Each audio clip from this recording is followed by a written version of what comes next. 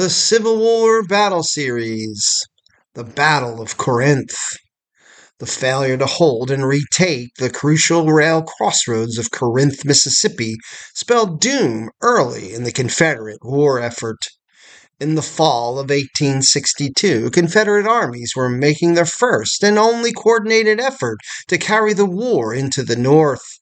In the East, General Robert E. Lee's Army of Northern Virginia had won the Second Battle of Bull Run on August 30th, threatening Washington, D.C., as he began his Maryland campaign.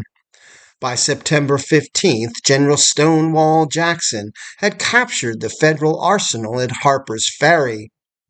Then Lee ordered Jackson to join him in Maryland at Sharpsburg, where his force of 45,000 would make a stand behind Antietam Creek as Union General George B. McClellan approached from the east with 87,000 men. A day earlier in the Western Theater, General Braxton Bragg's Army of Mississippi marched into Glasgow, Kentucky, with an eye on crossing the Ohio River at Cincinnati. Bragg had brought 20,000 rifles with him to find sympathetic Kentuckians eager to join him in fighting Union General Don Carlos Buell and to help with the capture of Louisville. Bragg never had plans to capture Cincinnati, but the threat had stirred up Ohio troops eager to defend it. While the exploits of Bragg and Lee played out on the national stage, two armies in northern Mississippi, the Army of the West under Major General Sterling Price and the Army of West Tennessee under Major General Earl Van Dorn, were tasked with keeping General Ulysses S. Grant and other Union forces in lower Tennessee by combining their armies and attacking the vital southern town of Corinth, Mississippi.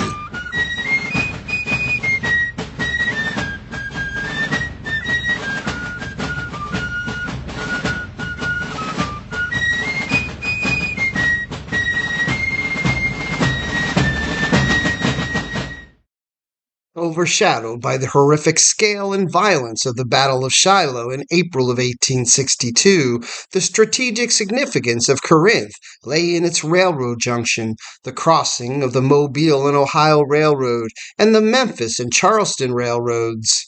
Corinth had been Grant's target when General Albert Sidney Johnston, knowing he was outnumbered, had marched 19 miles north to surprise him at Shiloh. After the defeat at Shiloh, General P.G.T. Beauregard ordered his troops to fall back and fortify Corinth. Beauregard was now in command following Johnston's death at Shiloh on April 6th. Major General Henry Halleck, commander of the Union's Department of the Mississippi, was unimpressed with Grant being caught by surprise at Shiloh. He took over command of Union forces and followed Beauregard toward the town, described as the backbone of the Confederacy by former Confederate Secretary of War Leroy Pope Walker.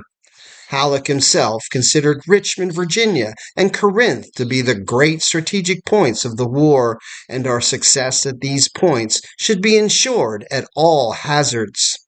Halleck was cautious by nature, and the historic carnage at Shiloh, some 20,000 combined killed and wounded, caused him to move even more slowly.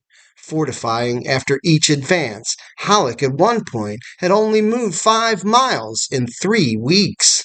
Finally, on May 27, 1862, the siege guns were in place, and the Union began to bombard Corinth. By this time, Confederate morale was extremely low. Outnumbered 2-1, they had lost almost as many men as they had at Shiloh to typhoid and dysentery.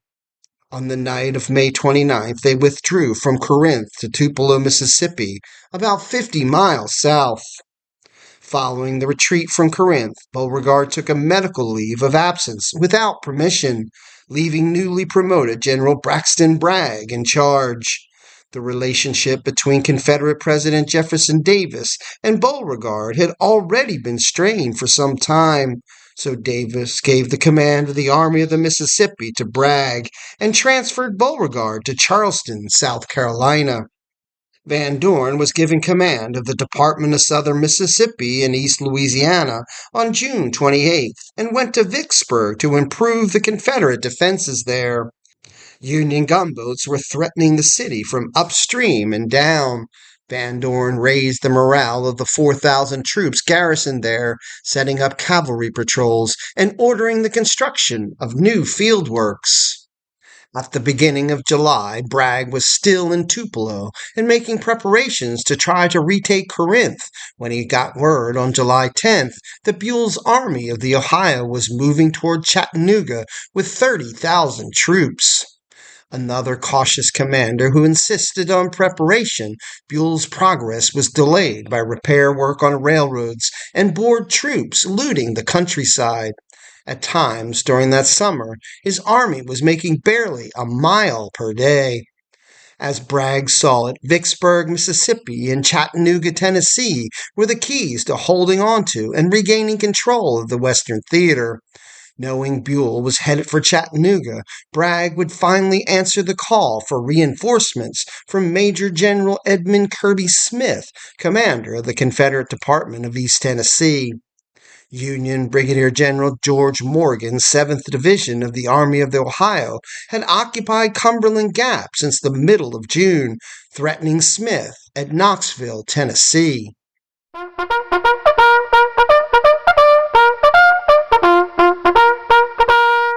With the Union holding Memphis and much of western Tennessee, Bragg and his infantry had to travel 766 miles by train from Tupelo to Mobile and Montgomery in Alabama, then to Atlanta and Dalton in Georgia to get to Chattanooga. The cavalry and artillery went by road.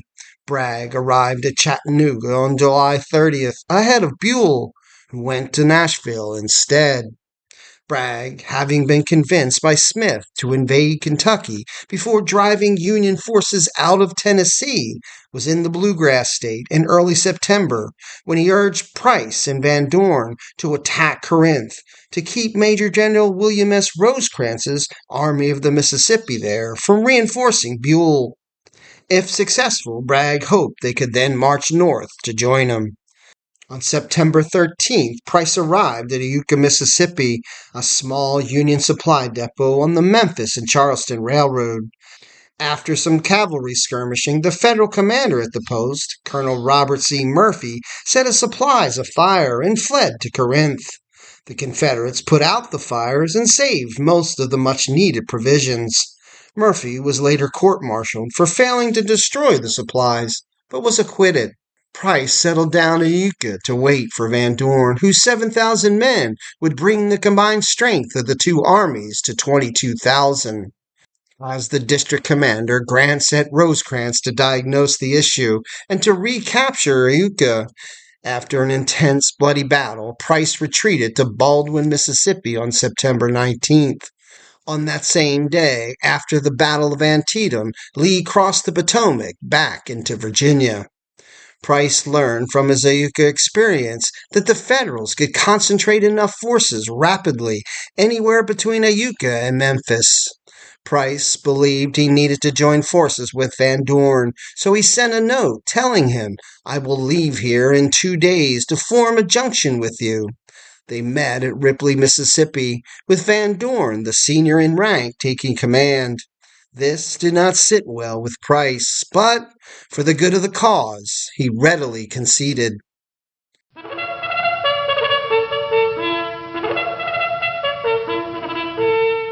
Van Dorn reasoned that an attack on Memphis would not yield a military advantage, as Union gunboats would make holding the city nearly impossible. The fortifications around Bolivar, Tennessee, made a quick assault there unfeasible, and Union reinforcements could be quickly sent there by rail from Jackson, Tennessee. In addition, both flanks would be exposed to Federal attacks from Memphis or Corinth. At an interview with Van Dorn on the 18th, Van Dorn told Price he would attack the Union Army at Corinth before starting for Nashville. The capture of Corinth would force the Yankees to abandon West Tennessee, enabling Van Dorn and Price to move north to join Bragg with no interference from the Federal Army. Capturing Corinth would cut off Bolivar, Tennessee, and then Jackson, Tennessee would easily fall. He was expecting paroled prisoners of war from Fort Donelson to reach him soon, and with those added soldiers, he would control West Tennessee. This would enable him to advance through Middle Tennessee to join Bragg's army. The attack on Corinth was a military necessity requiring prompt and vigorous action, Van Dorn wrote. But not all his generals agreed. Major General Mansfield Lovell, now commanding Van Dorn's Army of West Tennessee, favored an attack on Bolivar. However, he thought if the Confederates could take Corinth, the Federals must fall back to Jackson, Tennessee. And finally, if we get our additional forces from the returned prisoners, we shall be able to drive them from the Ohio. Price agreed on the necessity of taking Corinth, but wanted to wait for the return of the prisoners now being organized in Jackson, Mississippi. He expected that 12,000 to 15,000 new soldiers would make them strong enough to take it easily. Van Dorn dismissed the objections of Lovell and Price and ordered them to distribute 3 days' cooked rations and be ready to move the next morning. Lovell would lead on September 29th, followed by Price the next day. They first headed north in a feint on West Tennessee.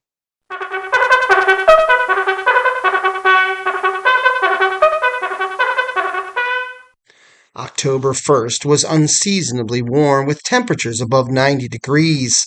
Most of the streams had dried up, making water hard to find. Many of the rebel soldiers fell out of the ranks to straggle in later, and some suffered sunstroke. None of the regimental officers and men knew the objective of their march. Price's men were delighted when they crossed the line into Tennessee. They wanted to go north, and they found the possibility of returning to Mississippi repulsive. As they turned east along the Tennessee-Mississippi border, they found that Yankee cavalry had torn up and burned the planking on the Davis Bridge over the Hatchie River. After replanking the bridge, they continued to Chalawa, Tennessee, where they bivouacked on October 2nd, only 10 miles northwest of Corinth. The men remembered the fortifications around this entrenched position, strengthened under the energetic labors of the enemy and protected by heavy abatis of felled timber. Sergeant William H. Tennard, a soldier in the 3rd Louisiana, later wrote. Many became despondent when they realized what their journey had in store. Grant also knew the Confederates' destination and sent word to Rosecrans to be prepared for an attack. Rosecrans had gone to Corinth on September 26th and initially had only 15,000 men in the town. He drew in 8,000 more from outposts in the surrounding towns and immediately put his men to work strengthening the fortifications, which had been built by the Confederates under Beauregard the previous spring. Rosecrans commanded the battery lunettes to be connected by breastworks. Rosecrans ordered the front to the west and north to be covered by such an abatis as the remaining timber on the ground could furnish. He employed colored engineer troops organized into squads of 25 each to work alongside the soldiers. His final contribution to defense consisted of having a new redoubt, Battery Powell, constructed a half-mile north of town. This battery accommodated 6 guns. The morning of October 1st, Rosecrans ordered Colonel John Oliver's brigade of Brigadier General Thomas McKean's division to Chalawa to slow any Confederate advance. They found the march terrible. The heat and dust and swift pace were too much for the men, remembered a 47th Illinois soldier. One by one, the boys dropped out, unable to continue further. When they went into camp at midnight, most of the men threw themselves down in the furrows of an old cornfield, too weary to build fires or seek refreshments. On October 2nd, at 10 a.m., the 7th Tennessee Cavalry charged a company of skirmishers from the 15th Michigan. They drove in the enemy pickets, recalled J.P. Young of the 7th. The 15th formed a line and attacked the rebel cavalry, who dismounted to beat them but slowly gave way. Then the Michiganders retreated when they ran into Brigadier General Albert Rust's brigade of Lovell's division in advance of the Southern Army. Oliver's skirmishers faced the Southern counterparts the rest of the day, with few casualties on either side. In the evening, Rosecrans ordered Oliver to make a fighting withdrawal to the outer defensive fortifications northwest of Corinth. Daybreak, October 3rd, found Van Dorn's entire Confederate army arranged in sight of the outer Corinth earthworks, with no reserve. This day would be another murderously hot one, with the temperature already above 90 degrees. At 9:30 a.m., Van Dorn called a final meeting with his generals, and at 10 a.m., he launched the attack in an echelon from right to left.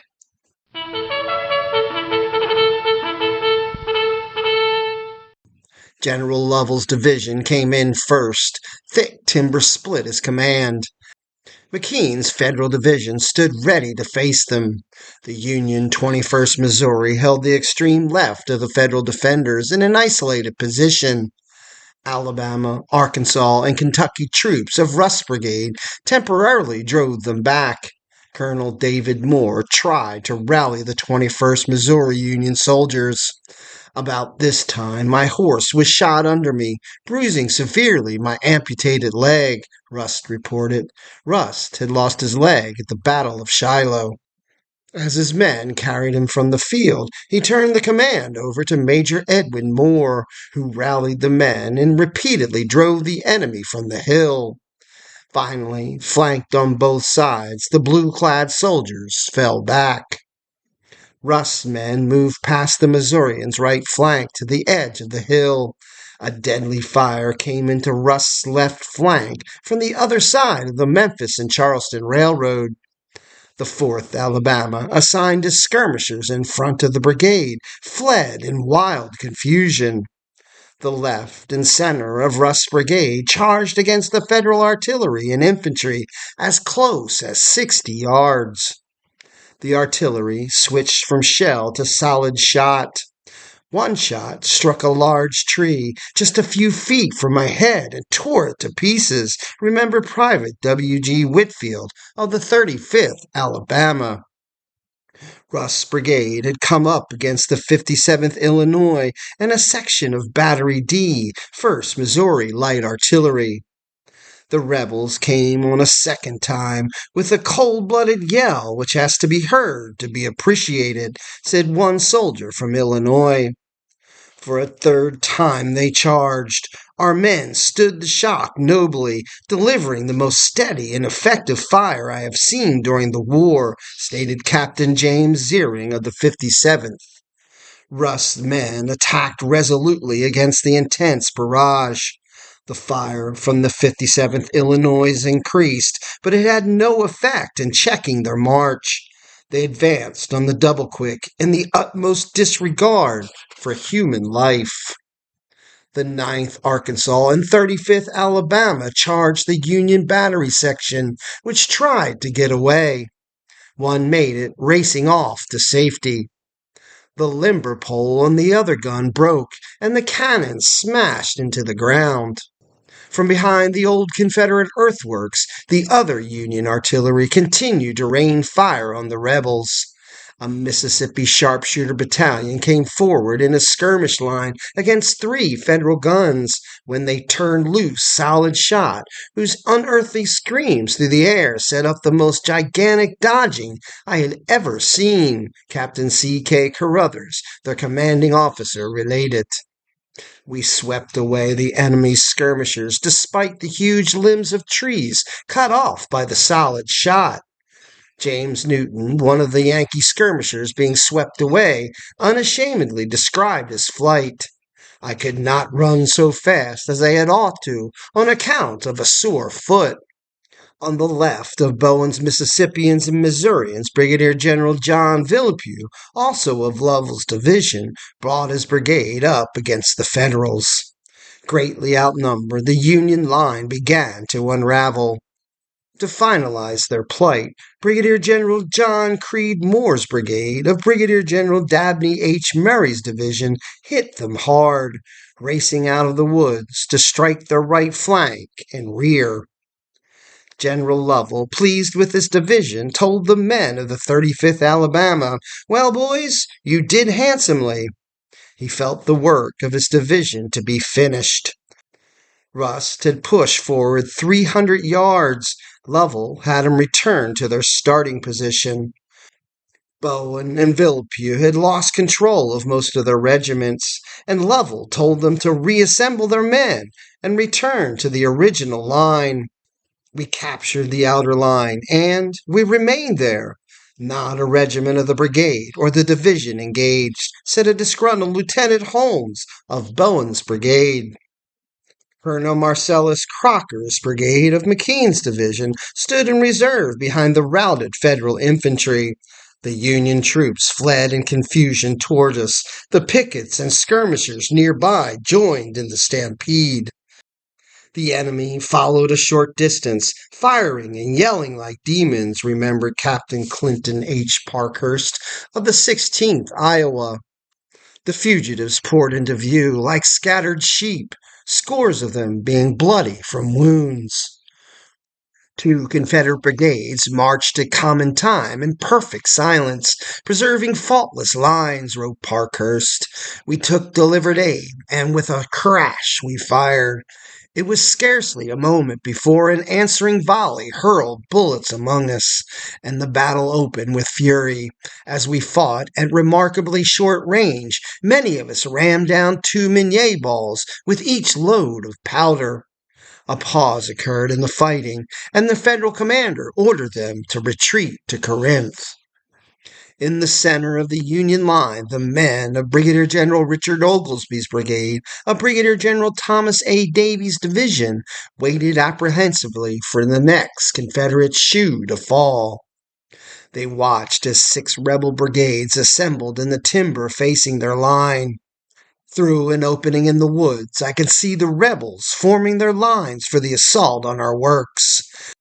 The woods seemed to be full of the men in gray. A great number passed this opening. Tramp, tramp, tramp. They kept coming. Remember Corporal Charles Wright. Convinced that the Union line should have been formed in the entrenchments closer to Corinth, back a mile and more in our rear, under the guns of Robinette, was the place to make a fight, he later remembered thinking. The rebel skirmish line comprised more troops than did all of Oglesby's brigade. The Confederates ran a battery onto a knoll in front of the 81st Ohio and opened fire. The Federal Battery H, 1st Missouri Light Artillery, opened a converging fire on the rebel battery, killing most of the battery's horses and driving the battery to the rear. The Yankee infantry waited while Confederate Brigadier General Charles W. Pfeiffer's brigade bore down on them, and Colonel John D. Martin's brigade made for a gap in the Federal line.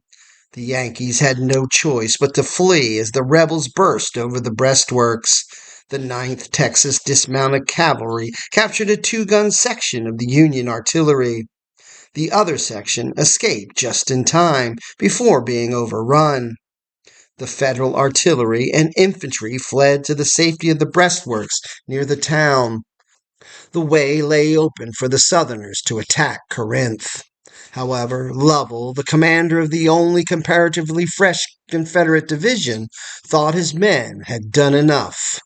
Not until 5 p.m., almost an hour after Brigadier General Moore had driven back Crocker's men, did Lovell comply with an order from Van Dorn to advance. Even then, rather than assault Corinth, he only brought his division up to contact Moore's right flank. Near sunset, Lovell halted a half-mile short of the Union fortifications around Corinth.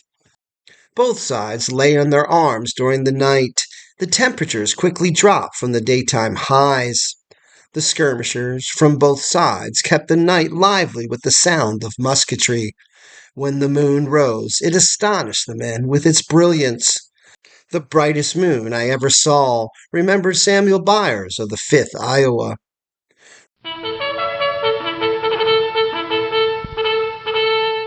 Rosecrans, sure the Confederates greatly outnumbered him, felt he must secure Corinth's inner fortifications.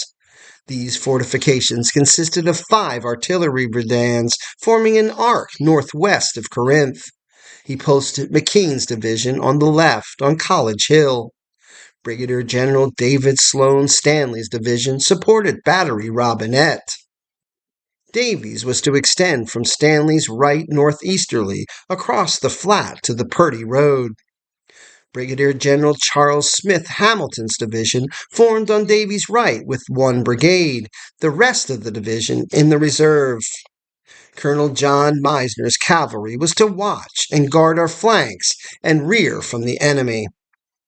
The rebels under Van Dorn reorganized during the night and maintained the positions held at the close of the struggle.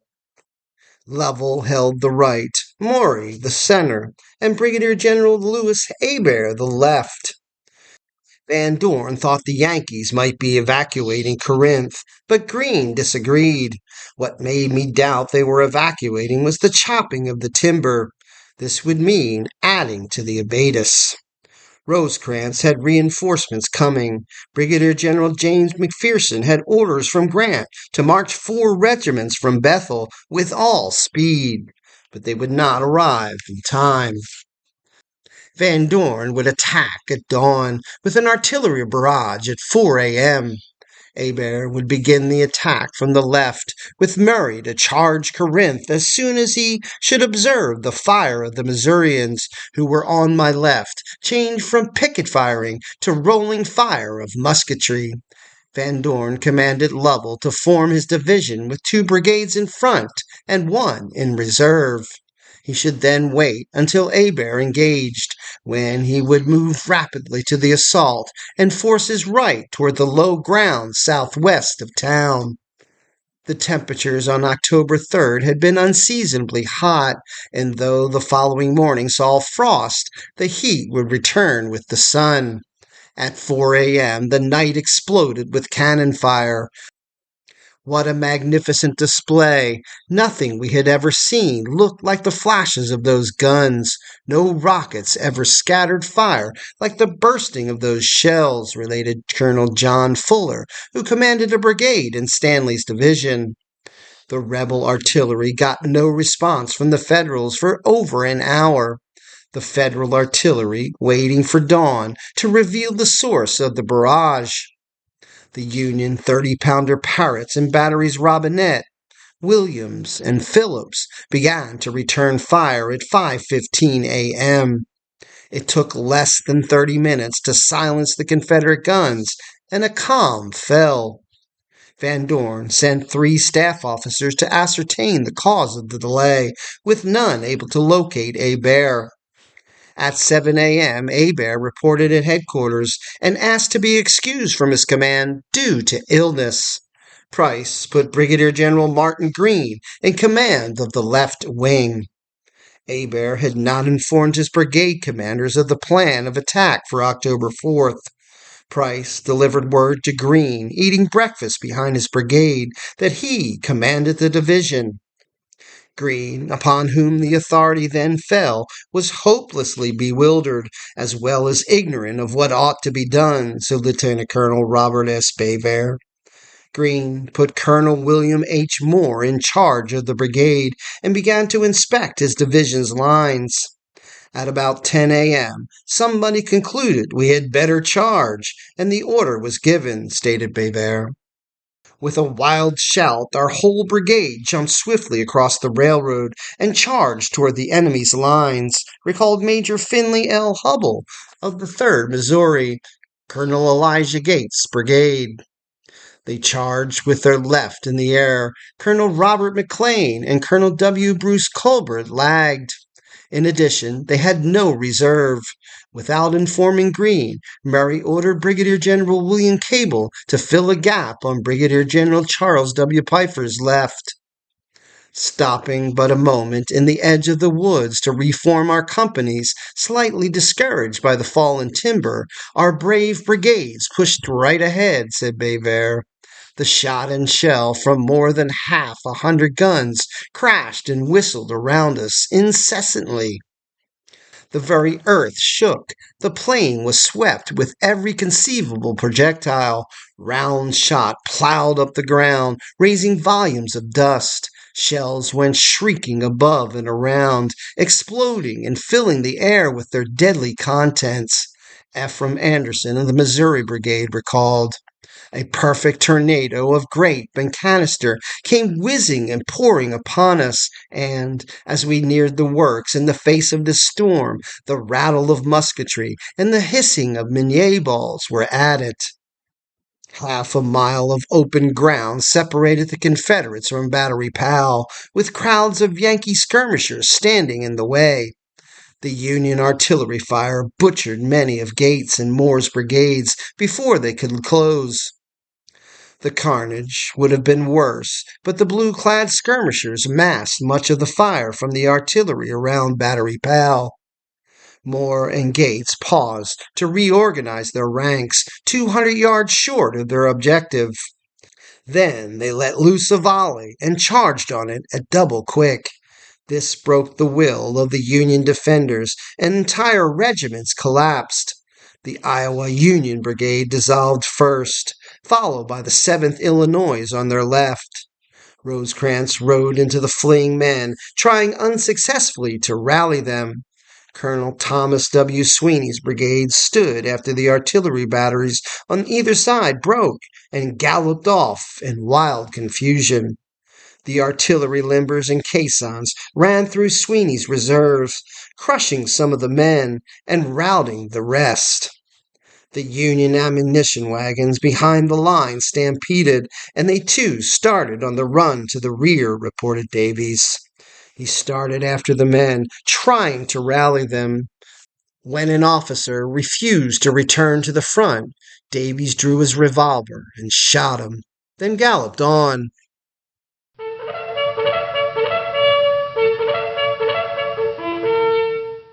Battery Powell had 5 guns with their crews and horses crammed inside the redan. Many of the artillerymen ran away when they saw the cannoneers and infantry on each side streaming away. Lieutenant John Brunner, commander of Battery I, 1st Missouri Light Artillery, released their horses and ordered his remaining men to retreat, leaving the guns behind. The remaining artillerists in the battery followed suit. Gates, Missouri, and Arkansas brigades smashed into Battery Powell. One of the bloodiest places I ever saw, said William Boyle, one of the Missourians. They streamed over the breastworks and fired a volley into the 52nd Illinois, breaking them. Only one Union battery remained on the field, and Colonel Francis Cockrell, commanding the 2nd Missouri, yelled, "Forward, my boys! We must capture that battery!" The Federal cannoneers stayed with the cannon until the Missourians overran it, but finally had to retreat. They saved their limbers and caissons, but lost all 6 cannons. At 10:45 a.m., Colonel Augustus Mercy's 9th Illinois faced the Confederate Missourians alone. Mercy got his men into line, and they held on long enough for the Yankee fugitives to safely escape. Gates, Gray, and butternut-clad soldiers punched a hole in the Union line, but they had exhausted themselves in doing so. Almost as disorganized as the Federals, they needed aid, but none came. McLean and Colbert had not penetrated the Union line, and Murray had not even begun his attack. The men of Gates' brigade held the captured breastworks, but did not move forward. The 12th Wisconsin Artillery Battery, flanked by the 56th Illinois Infantry on its left and the 10th Missouri on the right, had not been engaged and stood ready to assist. As soon as the Union fugitives cleared their front, the infantry opened fire on Gates's men. The artillery joined in, firing double-shotted canister. The Confederates fled, leaving their dead and wounded behind. When they started on the retreat, they ran like frightened sheep, said a Wisconsin cannoneer. The 56th Illinois and 10th Missouri charged down the hill after them. On we went, yelling at the top of our voices, remembered a 10th Missouri Yank. At Battery Powell, Bevere saw the oncoming Federals. While looking at them in dismay, my horse was shot through, and the ball flattened against my ankle. On arising, I found it all safe and sound, though somewhat bruised. And when the order came to fall back, it was time. They did not withdraw in an orderly fashion, though. A panic seemed to seize all the men, said Hubble. The rebels retreated through the same fire they had charged through as the Yankees rushed forward to man the artillery once again. At 11:30 a.m., Gates' men returned to the safety of the Memphis and Charleston's railroad embankment. During the hour Gates' men held the Union breastworks, McLean and Colbert a stand-up fight with Brigadier General Napoleon B. Buford's brigade in the timber 400 yards east of Battery Powell. The Union artillery tore swaths in their ranks, and when the Confederates reached a range of 75 yards, Buford's infantry fired a volley. I was in the rear rank. I raised my musket and blazed away at nobody in particular. A comrade in front of me afterwards said, "I nearly shot his ear off," said a private from the 5th Iowa. The fire from the Union line brought the Confederates to an abrupt halt. They endured the carnage for 45 minutes. McLean fell, his leg taken off by a solid shot. This took the fight out of his brigade. They fled, with Colbert's brigade following. In the words of Willie Tennard, 3rd Louisiana, Colbert's brigade, by this time so many had fallen that no further progress could be made against the overwhelming forces of the enemy. It would have been madness to have made the attempt, and the brigade was compelled to retreat. Colonel W. H. Moore, on Gates' right, still advanced after Gates withdrew. The Federals in front had no reserve, and he chased them into the streets of Corinth. But it was only a momentary rebel victory, for a door-to-door conflict ensued, and they were driven out.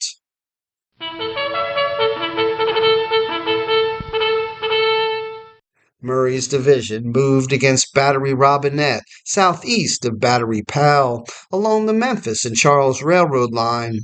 His boys had been under fire from the Union artillery of Batteries Williams and Robinette since dawn. Instead of moving out right after Gates, Murray did not begin his attack until 11 a.m. Captain Oscar Jackson of the 63rd Ohio, to the right of Robinette, awestruck as he viewed Dabney Murray's advance, recorded, "As soon as they were ready, they started at us with a firm, slow, steady step. Not a sound was heard, but they looked as if they intended to walk over us." The first Union shell from Battery Williams detonated in the middle of the 42nd Alabama, killing or wounding 40 men.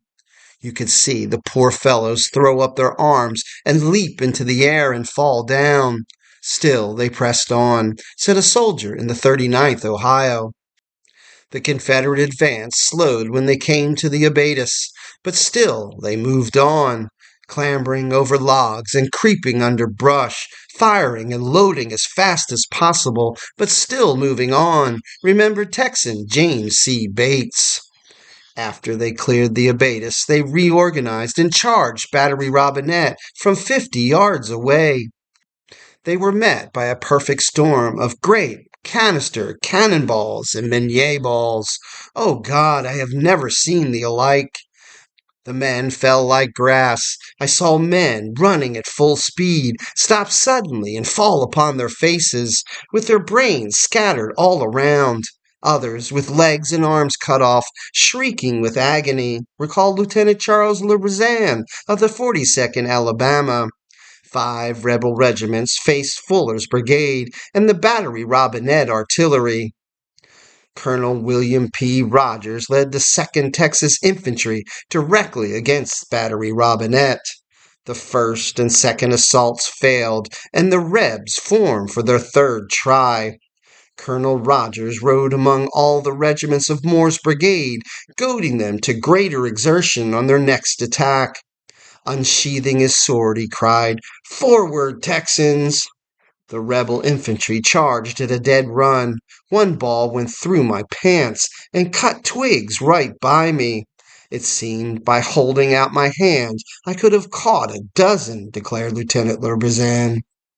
With Battery Robinette just 40 yards away, the butternuts went to ground, laying flat and grasping the dirt. The Yankees started throwing grenades over the wall.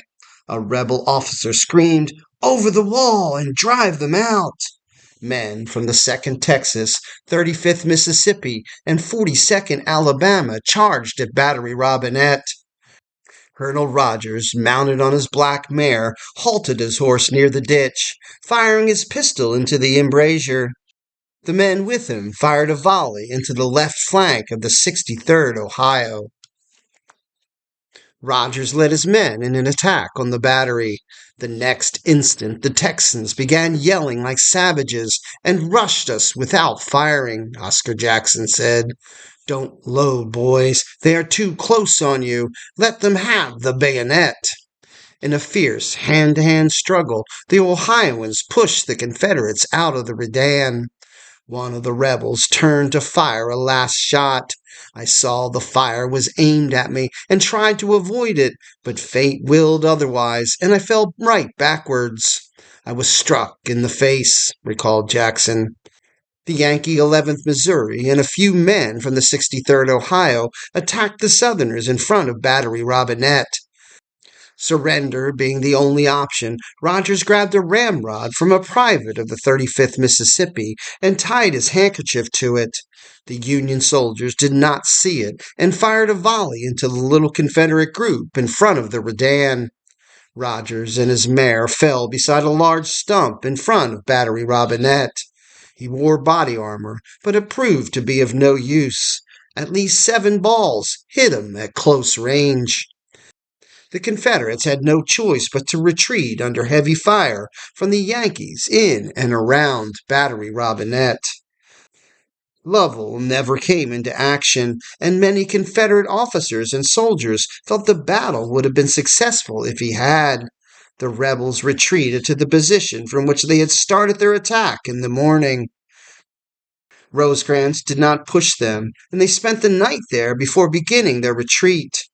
When they reached the bridge over the Hatchie, they found a Union division from Bolivar under Major General Stephen A. Hurlbut disputing the crossing. They had to march downriver to a mill dam where Price built a bridge for the escape of Van Dorn's army. Justifiably, the Federals claimed victory over the Confederates to end the Battle of Corinth.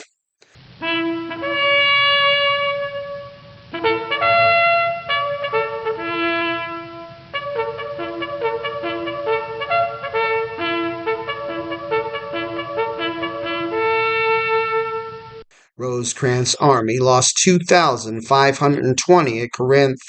Van Dorn's losses were 4,233. Once again, Rosecrans' performance during the second day of the battle has been the subject of dispute among historians.